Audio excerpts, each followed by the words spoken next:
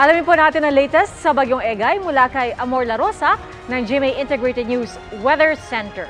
Amor, magandang hapon. Maraming salamat, Tia. Magandang hapon mga kapuso.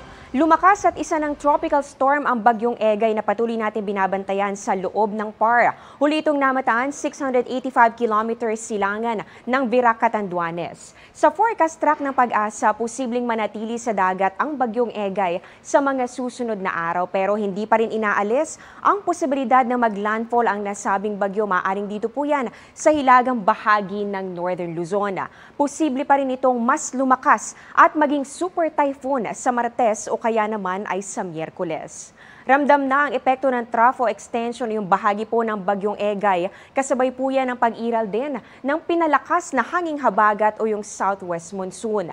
Base sa datos ng Metro Weather, bukas ng umaga, wala pa naman gaano mga pag-ulan sa malaking bahagi ng Luzon. Pero bandang tanghali, uulanin na po ang malaking bahagi kasama dyan ang northern at ganun din ang central Luzon kung saan merong mga malalakas na ulan. Yan po yung mga lugar na meron po mga kulay orange at kulay red dito sa ating rainfall map. May ulan din dito sa bahagi ng Bicol Region at meron din po dito sa bahagi ng Samar and Leyte provinces, pati na rin sa Panay Island at sa may bahagi po ng Negros provinces. Mababa naman ang tsansa ng ulan sa halos buong Mindanao, dito po yan at inaasahan natin yan sa umaga. Pero sa hapon, asahan po ang mga pag-ulan sa maraming lugar kagaya na lamang ng Zamboanga Peninsula, ganun din ang Northern Mindanao, Soc-Sargen, ganun din dito po yan sa may Caraga at sa Davao Region.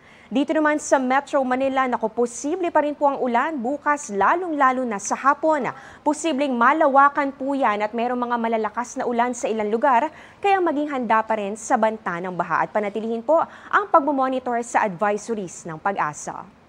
At yan ang latest sa lagay ng panahon. Ako si Amor La Rosa. Ito ang GMA Integrated News Weather Center. Maasahan anuman ang panahon.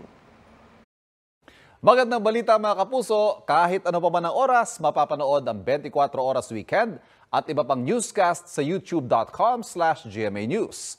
I-click lamang ang subscribe button. Sa mga kapuso abroad, maaari po kaming masubaybayan sa GMA Pinoy TV at www.gmanews.tv.